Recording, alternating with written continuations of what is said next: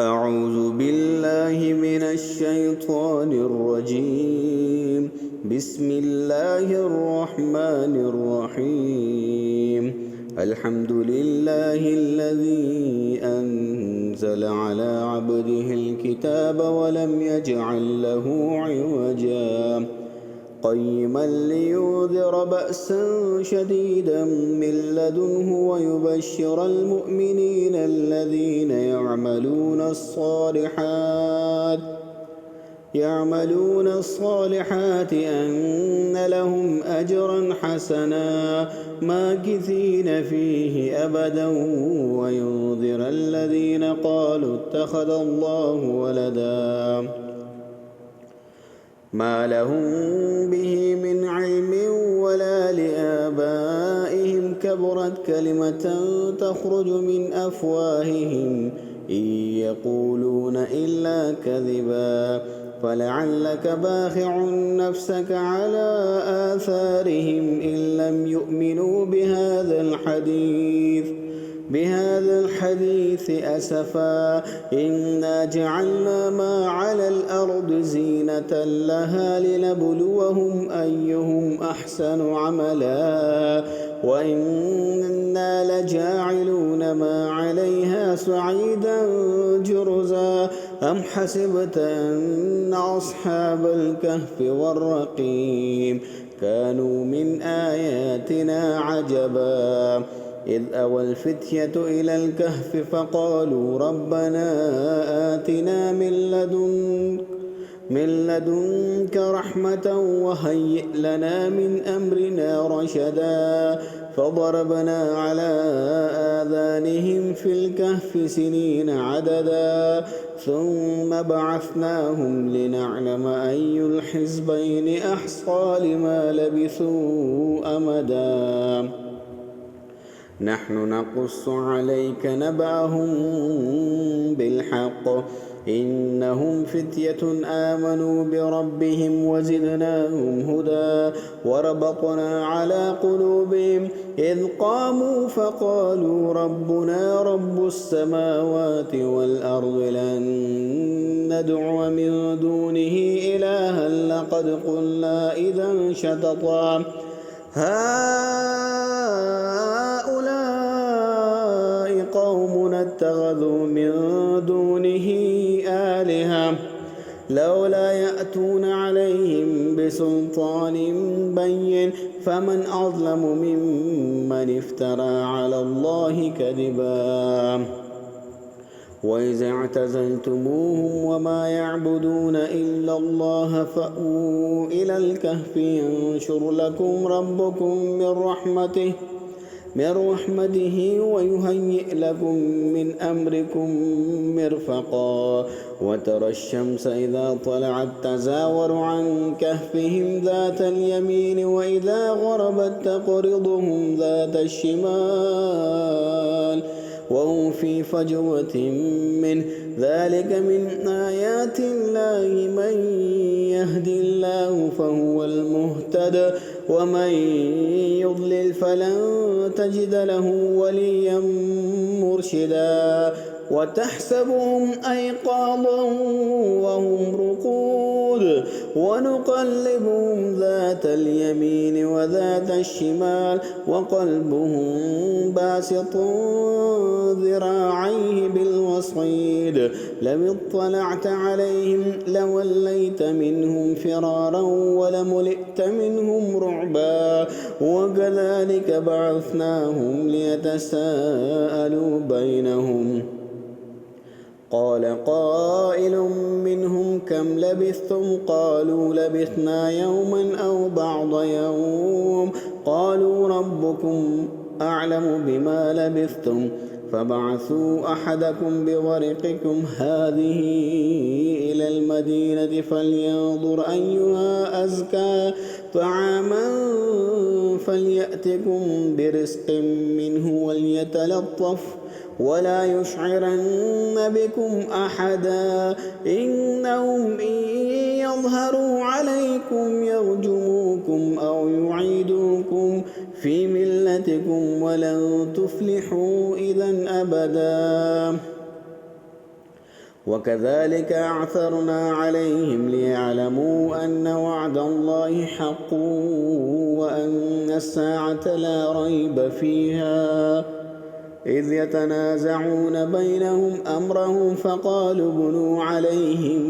بنيانا ربهم أعلم بهم قال الذين غلبوا على أمرهم لنتخذن عليهم مسجدا سيقولون ثلاثة رابعهم كلبهم ويقولون خمسة سادسهم كلبهم رجما بالغيب ويقولون سبعة وثامنهم كلبهم قل ربي أعلم بعدتهم ما يعلمهم إلا قليل فلا تمار فيهم إلا مراء ظاهرا ولا تستفت فيهم منهم أحدا ولا تقولن لشيء إني فاعل ذلك غدا إلا أن يشاء الله واذكر ربك إذا نسيت وقل عسى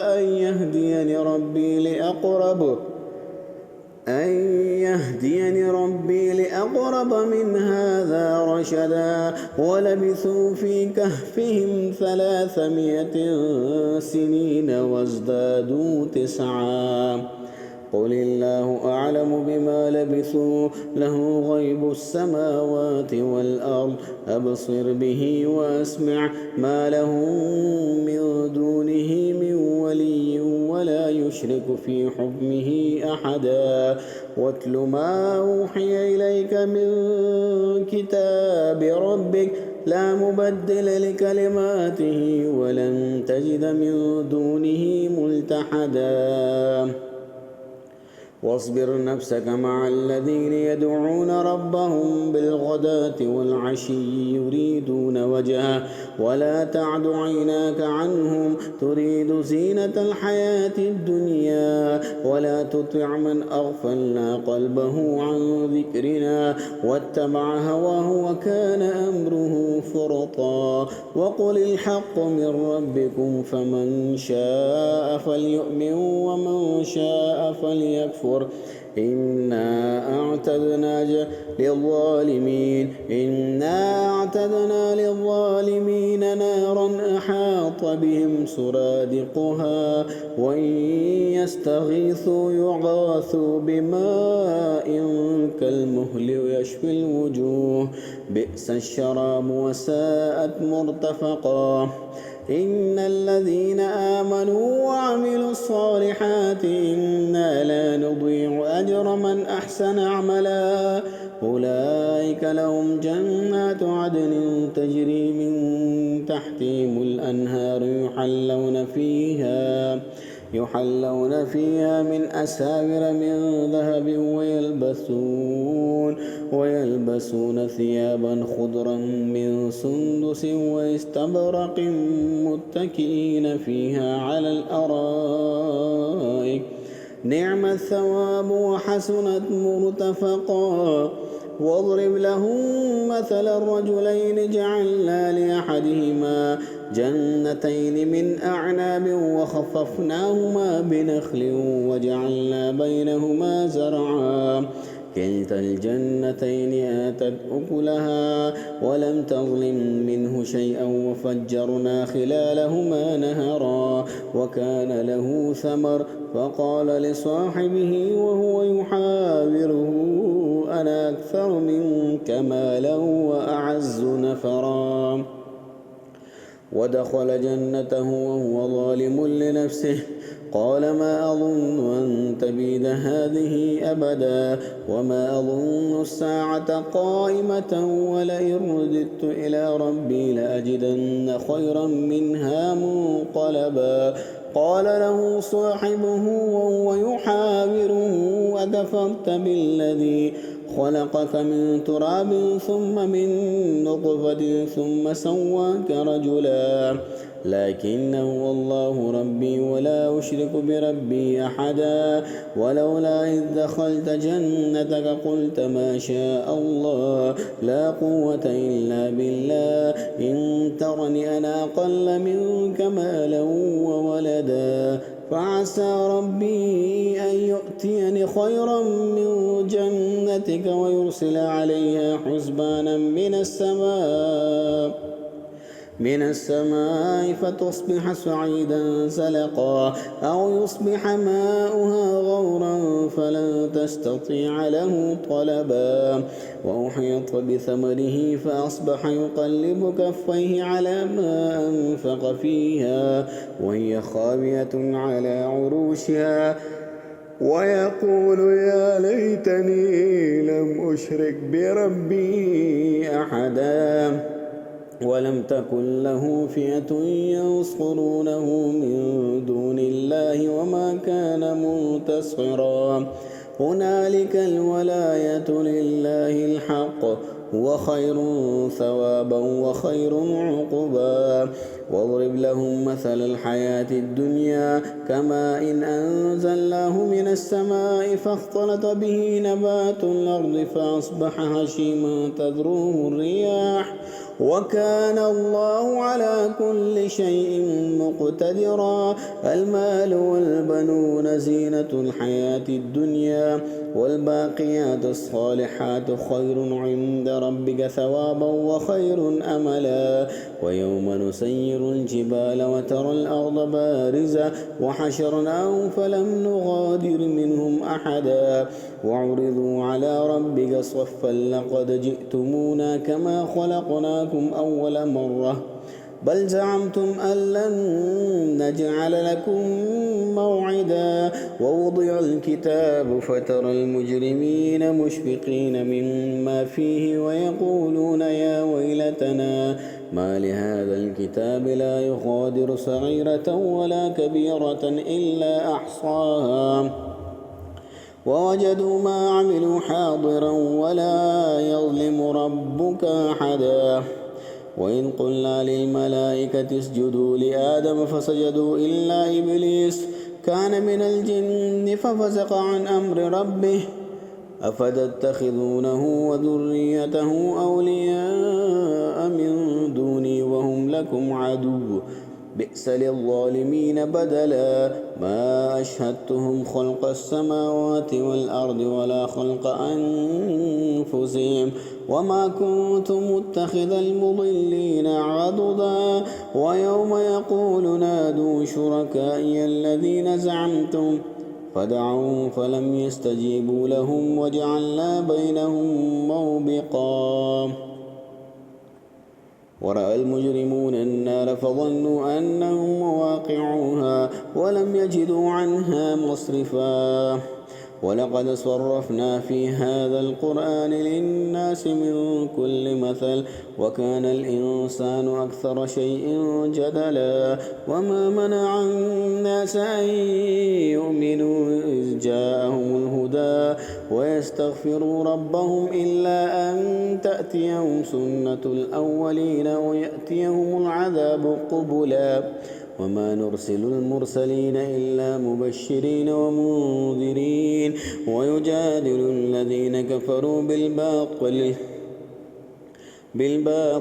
بالباطل ليدحضوا به الحق واتخذوا آياتي وما أنذروا هزوا ومن أظلم ممن ذكر بآيات ربه فأعرض عنها ونسي ما قدمت يداه إنا جعلنا على قلوبهم أكنة أن يفقهوه وفي آذانهم وقرا وإن تدعوهم إلى الهدى فلن يهتدوا إذن أبدا وربك الغفور ذو الرحمة لو يؤاخذهم بما كسبوا لعجل لهم العذاب بل لهم موعد لن يجدوا من دونه موئلا وتلك القرى أهلكناهم لما ظلموا وجعلنا لمهلكهم موعدا وإذ قال موسى لفتاه لا أبرح حتى أبلغ مجمع البحرين أو أمضي حقبا فلما بلغا مجمع بينهما نسيا حوتهما فاتخذ سبيله في البحر سربا فلما جاوزا قال لفتاه آتنا غداءنا لقد لقينا من سفرنا هذا نصبا قال أرأيت إذ أوينا إلى الصخرة فإني نسيت الحوت وما أنسانيه إلا الشيطان أن أذكره واتخذ سبيله في البحر عجبا قال ذلك ما كنا نبغي فارتدا على آثارهما قصصا فوجدا عبدا من عبادنا آتيناه رحمة من عندنا وعلمناه من لدنا علما قال له موسى هل أتبعك على أن تعلمني مما علمت رشدا قال إنك لن تستطيع معي صبرا وكيف تصبر على ما لم تحط به خبرا قال ستجدني إن شاء الله صابرا ولا أعصي لك أمرا قال فإن اتبعتني فلا تسأل لي عن شيء حتى أحدث لك منه ذكرا فانطلقا حتى إذا ركبا في السفينة خرقها قال خرقتها لتغرق أهلها لقد جئت شيئا إمرا قال ألم أقل إنك لن تستطيع معي صبرا قال لا تؤاخذني بما نسيت ولا ترهقني من أمري عسرا فانطلقا حتى إذا لقيا غلاما فقتله قال قتلت نفسا زكية بغير نفس لقد جئت شيئا نكرا قال ألم أقل لك إنك لن تستطيع معي صبرا قال إن سألتك عن شيء بعدها فلا تصاحبني قد بلغت من لدني عذرا فانطلقا حتى إذا أتيا أهل قرية استطعما أهلها فأبوا أن يضيفوهما فوجدا فيها جدارا يريد أن ينقض فأقامه قال لو شئت لاتخذت عليه أجرا قال هذا فراق بيني وبينك سأنبئك بتأويل ما لم تستطع عليه صبرا أما السفينة فكانت لمساكين يعملون في البحر فأردت أن أعيبها وكان وراءهم ملك يأخذ كل سفينة غصبا وأما الغلام فكان أبواه مؤمنين فخشينا أن يرهقهما طغيانا وكفرا فأردنا أن يبدلهما ربهما خيرا منه زكاة وأقرب رحما وأما الجدار فكان لغلامين يتيمين في المدينة وكان تحته كنز لهما وكان أبوهما صالحا فأراد ربك أن يبلغا أشدهما ويستخرجا كنزهما رحمة من ربك وما فعلته عن أمري ذلك تأويل ما لم تستطع عليه صبرا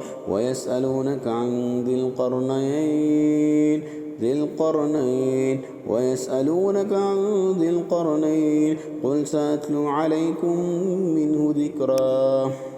إنا مكنا له في الأرض وآتيناه من كل شيء سببا فأتبع سببا حتى إذا بلغ مغرب الشمس وجدها تغرب في عين حمية ووجد عندها قوما قلنا يا ذا القرنين إما أن تعذب وإما أن تتخذ فيهم حسنا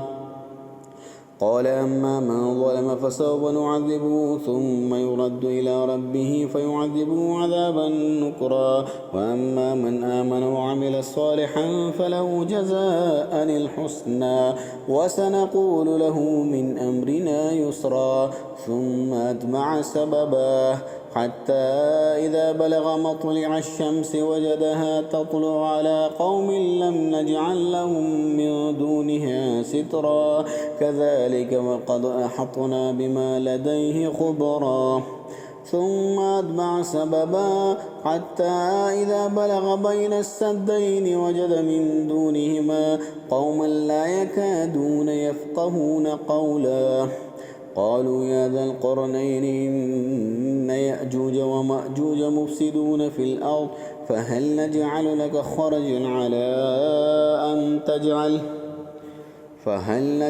لك خرجا على أن تجعل بيننا وبينهم سدا قال ما مكني فيه ربي خير فأعينوني بقوة أجعل بينكم وبينهم ردما آتوني زبر الحديد حتى إذا ساوى بين الصدفين قال انفخوا حتى إذا جعله نارا قال آتوني أفرغ عليه قطرا